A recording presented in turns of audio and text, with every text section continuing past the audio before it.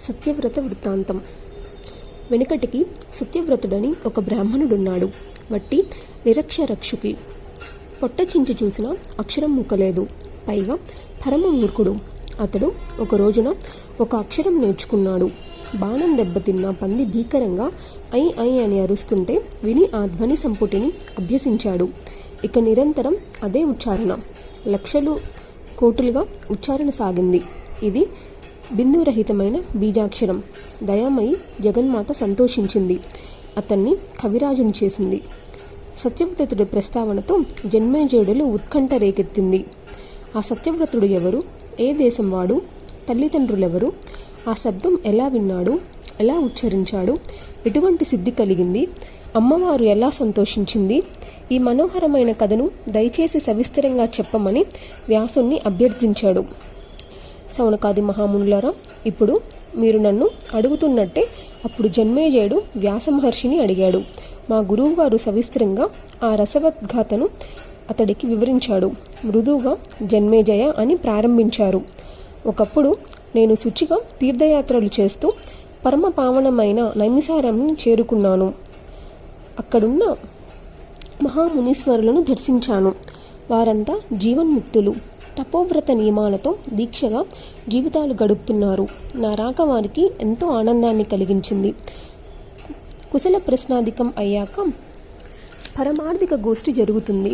మహర్షి జమదగ్ని యథాలాపంగా ఒక సందేహం వెలుబుచ్చాడు. పెద్దలు మీరంతా ఉన్నారుగా, తీరుస్తారని అంటూ ప్రారంభించాడు. మహర్షులారా, త్రిమూర్తులు, అష్టదిక్పాదకులు, అశ్విని దేవతలు, సూర్యచంద్రులు, షడానన గజాననులు, ఇంకా చాలామంది దేవతలు ఉన్నారు కదా. వీరిలో అత్యంత ఆరాధనీయుడెవరు? సుఖంగా సేవించి వాంఛితార్థాలను పొందాలంటే తేలికగా సంతోషించి అనుగ్రహించేవారు కావాలి కదా. అతడెవరు అనేది నా సందేహం. మీరంతా ఆలోచించి నాకు విషయం తేల్చి చెప్పండి అని కోరాడు. అప్పుడు లోమసుడు కలిమించుకొని సమాధానం చెప్పాడు. జమదగ్ని, నీ ప్రశ్నకు సమాధానం నేను చెబుతాను. అదేమంత గడ్డు సమస్య కాదు. శుభాలు పొందాలని కోరుకునే వారందరికీ అత్యంత ఆరాధనీయురాలు ఆదిపరాశక్తి మాత్రమే. ఆద్య పరాప్రకృతి సర్వగా సర్వదా శివ. త్రిమూర్తులకే కాదు, సకల దేవతలకు కన్నతల్లి ఆదిపరాశక్తియే. సంసార వృక్షానికి ఆది ప్రకృతియే మూలం. ఆవిడ నువ్వట్నట్టు సుఖసేవ్య, ఆసు సంతోషి. తలుచుకున్నా ఉచ్చరించినా చాలు వాంఛితార్థాలు వెంటనే అనుగ్రహిస్తుంది. దయార్థ చిత్తంతో ఎప్పుడూ వరదానానికి సిద్ధము అన్నట్టు ఉంటుంది. ఇది నేను అనడం కాదు, దీనికి సాక్ష్యం ఉంది. ప్రత్యక్షంగా జరిగిన సంఘటన ఉంది. నామాక్షరాన్ని ఉచ్చరించినంత మాత్రానే వాంఛితార్థ సిద్ధిని పొంది ఒక ద్విజుడు వృత్తాంతం. నాకు తెలిసింది, నేను ఎరిగింది, ప్రత్యక్షంగా జరిగింది చెబుతాను, వినండి. కోసల దేశంలో దేవదత్తుడని ఒక విప్రుడున్నాడు. బహుశ్రతుడు, వేదాంతవేత్త. అయితే అతడికి సంతానం లేదు. అందుకోసమని విధిపూర్వకంగా ఒక ఇష్టిని చేశాడు. తమసా నదీ తీరంలో మండపం నిర్మించి యాజ్ఞికులను ఆహ్వానించి అగ్నిని స్థాపించి పుత్రకామేష్టిని యథావిధిగా శ్రద్ధాభక్తులతో నిర్వహించాడు. సుహోత్రుడు బ్రహ్మగా, యజ్ఞవల్కుడు అధ్వర్యుడిగా, బృహస్పతి అనే మహర్షి హోతగా, పైలుడు ప్రస్తోతగా, గోబులుడి ఉద్ధాతగా, తక్కిన మహామునులంతా సభ్యులుగా ఆ యజ్ఞం సాగింది. అందరికీ భూరి దక్షిణాలు అందాయి. ఉద్ఘాతగా ఉన్న గోబిలుడు సామవేదాలలో దిట్ట. యజ్ఞ పరసమాప్తిలో సప్తస్వర సమన్వితంగా రథంతరాన్ని గానం చేశాడు. ఆ సందర్భాన మాటిమాటికి శ్వాస ఎగబీల్చుకోవడంలో ఒకచోట పొరపాటున స్వరభంగమయ్యింది. యజమానుడైన దేవదత్తుడికి కోపం వచ్చింది. కామ్యకర్మగా పుత్రార్థికై యజ్ఞం చేస్తుంటే ముని ముఖ్యుడివయ్యుండి స్వరభంగం చేశావు, మూర్ఖుడా అని నిందించాడు. గోబలుడికి కోపం వచ్చింది. మాటలు రాని మూర్ఖుడే పుడతాడు పో అని శపించాడు. శ్వాసను నియంత్రించడం, దీర్ఘంగా గుక్కపట్టడం అన్ని వేళలా అంత తేలికైన పని కాదు. ఈ మాత్రం గ్రహించలేకపోయావు. తెలిసి నిగ్రహించుకోలేకపోయావు. స్వరభంగం అయ్యింది అంటే అది నేను కావాలని చేసిన పొరపాట కాదు. అనవసరంగా నిందించి ఆగ్రహం తెప్పి శాపం విన్న దేవదత్తుడు గడగడలాడాడు. యజ్ఞమంతా నిష్ఫలమైపోయిందని గోడుగోడున విలపించాడు. గోబిలుడి కాళ్ళ మీద పడ్డాడు. విప్రేంద్ర, ఇది అన్యాయం. నేను ఏ పాపం చేశానని ఇంత శాపం ఇచ్చావు? నీ వంటి పెద్దలకు, మహర్షులకు ఇంతటి క్రోధం తగునా? కోపం పట్టలేక యజ్ఞం నిష్ఫలమవుతుందేమోనని భయంతో మాట తూలాను అనుకో. ఆ చిన్న పొరపాటుకు శపించడం భావ్యమేనా? కొడుకులు లేరే అని అసలే కుమిలిపోతున్నా నాకు మరింత దుఃఖాన్ని తెచ్చిపెట్టావు. మూర్ఖపుత్రుడి కంటే అపుత్రతత్వం నయం అంటారు వేద విధులు. అదీ కాక బ్రాహ్మణుడు మూర్ఖుడైతే అందరికీ నింజుడే. వాడి బతుకు పశువు కన్నా హీనం. ద్విజోత్తమ, మూర్ఖపుత్రుడితో ఏం చేసుకోను? పూజార్హుడు కాదు, దానార్హుడు కాదు, నిత్య నైమిత్తిక కర్మాలు వేటికి పనికిరాడు. వేద ధ్యానానికి అసలే పనికిరాడు. మాట కూడా ఉండదన్నావుగా. వేదాధ్యాయానికి అర్హుడు కాని విప్రుడు దేశంలో ఉండటం రాజుకు క్షేమం కాదు. దేవకార్యాలకు పనికిరాడు, పితృకార్యాలకు పనికిరాడు. ఏ కూలి పనో చేసుకోవాలి. ఆ పండితుడికి ఆకలి తీర్చడానికి మించి ఏ దానము చేయకూడదని, చేస్తే దాత నరకానికి పోతాడని ఆ పండితుడికి ఆకలి తీర్చడానికి మించి ఏ దానము చేయకూడదని, చేస్తే దాత నరకానికి పోతాడని కొందరన్నారుగా విన్నాను. అటువంటి కొడుకు పుట్టి ఏమి లాభం? అపండితుణ్ణి పూజించే దేశం దేశమేనా? రాజు రాజేనా? అలాంటి దేశంలో నిజమైన పండితుడు నివసించడు కూడా. భూబిల, మూర్ఖపుత్రత్వం మరణం కంటే ఘోరం. రవ్వంత దయ చూపించు మహానుభావ. శాపాన్ని మళ్లించి నన్ను ఉద్ధరించే శక్తి సామర్థ్యాలు నీకే ఉన్నాయి. ఇదిగో కాళ్ళు పట్టుకుంటున్నాను, మన్నించు, దయచూడు. దేవదత్తుడు కన్నీరు పెట్టుకుంటూ దీనంగా ప్రార్థించేసరికి గోబిలుడు పూర్తిగా కరిగిపోయాడు. మహాత్ములు అంతే కదా, క్షణం కోపమును, పాపాత్ములైతే దీర్ఘకోపములోను. స్వభావత నీళ్లు చల్లగా ఉంటాయి. వేడి తగిలితే చాలు ఇట్టే వేడెక్కుతాయి. నిప్పులు తొలగిస్తే వెంటనే మళ్ళీ చల్లబడిపోతాయి, సహజగుణం పొందుతాయి. దేవదత్త, నీ కొడుకు మూర్ఖుడుగా జన్మించిన అటుపైన విద్వాంసుడవుతాడు. భయపడకు, దుఃఖించకు, నీకు ఆనందాన్ని కలిగిస్తాడు. గోబిలుడు అనుగ్రహించాడు. ఇష్టి పరిసమాప్తి అయ్యింది. బ్రాహ్మణులందరూ వీడ్కోలు తీసుకొని వెళ్ళిపోయారు. కొంతకాలానికి దేవదత్తుడి భార్య రోహిణీదేవి గర్భవతి అయ్యింది. గర్భధారణ పుంసవనం సీమంతదానులు నన్నిటినీ శాస్త్రీయంగా జరిపించాడు. ఇష్టి సఫలమయ్యింది. సంతోషించి బ్రాహ్మణులకు భూరిధానాలు ఇచ్చాడు. ఒక మంచి రోజున శుభముహూర్తంలో రోహిణి నక్షత్రయుక్త శుభయలగ్నంలో రోహిణీదేవి ప్రసవించింది. కుమారుడు జన్మించాడు. జాతక కర్మలు నిర్వహించి కొడుకుకు ఉతధ్యుడు అని నామకరణం చేశాడు దేవదత్తుడు. 8 ఏళ్ల పాటు బాగా సాగింది. 8వ ఏట ఉపనయనం జరిపించాడు. వేదం నేర్పిద్దామనే ఆరంభించాడు. ఉచ్ఛతుడు అమాయకంగా తింగని ముఖంతో కూర్చున్నాడే తప్ప అక్షరం కూడా పలకలేదు. దేవదత్తుడు చాలా రకాలుగా ప్రయత్నించాడు. కొడుకు నోట పలుకులేదు. తండ్రి బహుదా దుఃఖించాడు. పట్టు వదలకుండా వేదం వినిపిస్తూనే ఉన్నాడు, నేర్పుతూనే ఉన్నాడు. అబ్బాయికి 12 సంవత్సరాల వయసు వచ్చింది. సంధ్యావదనమైనా రాలేదు. ఉత్తర్యుడు మూర్ఖుడు అనే వార్త లోకమంతటా వ్యాపించింది. అతడు ఎక్కడికి వెళ్తే అక్కడ పరిహసించేవాళ్ళు, కనిపించినప్పుడల్లా ఆట పట్టించేవాళ్ళు. దేవదత్తుడు కొడుకు మూర్ఖుడంటూ విరగబడి నవ్వింది లోకం. రోహిణీ దేవదత్తుల ఉక్రోషం పట్టుకోలేకపోయారు. కొడుకును తిట్టారు, కొట్టారు.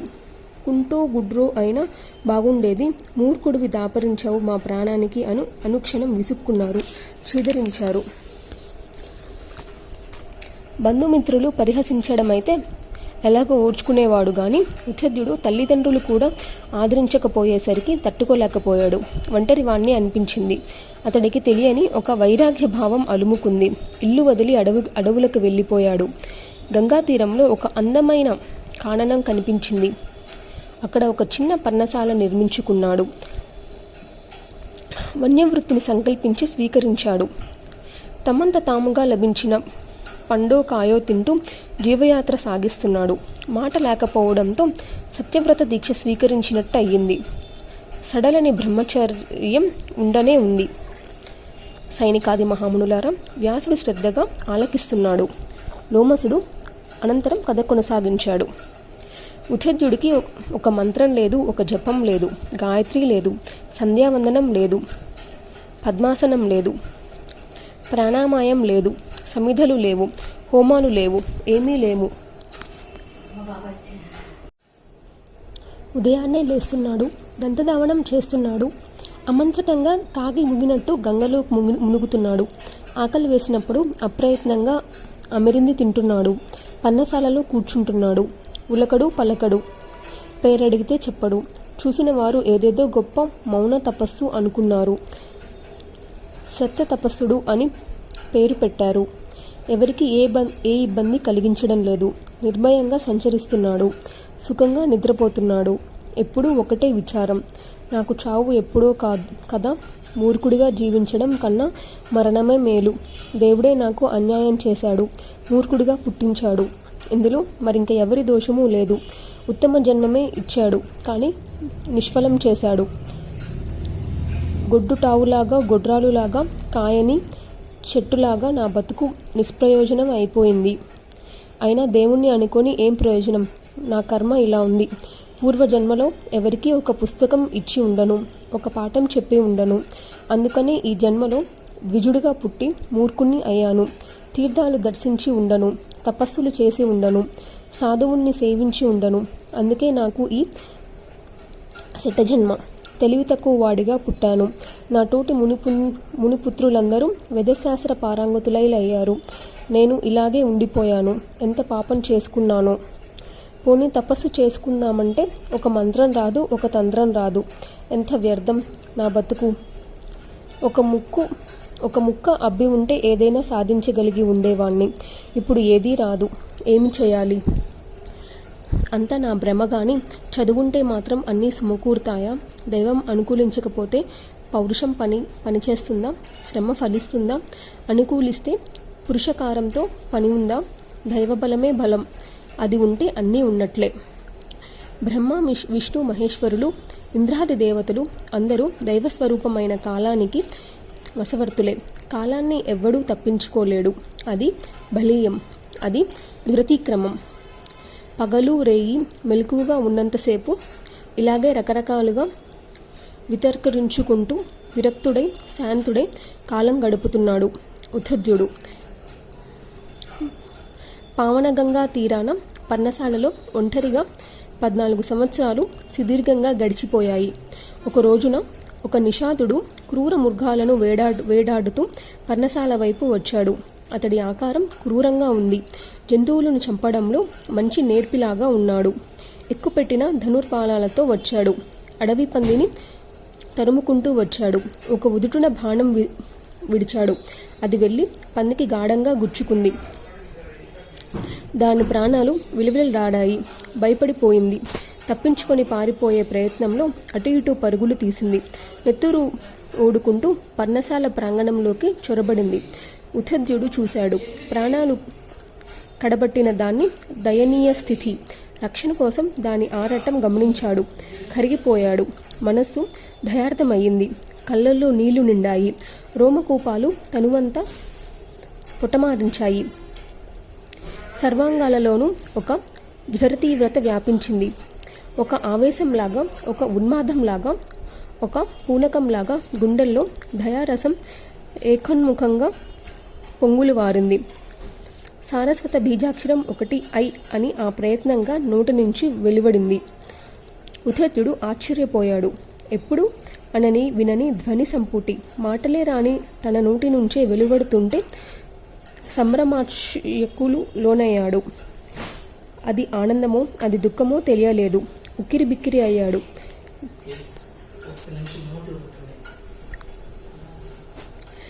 దైవఘటన అనుకున్నాడు. అదే మళ్ళీ మళ్ళీ ఉచ్చరించాడు, జపించాడు. అది సారస్వత బీజాక్షరమని అతనికి తెలియదు. ఒక శోక తన్మయవస్థలో మునిగిపోయాడు.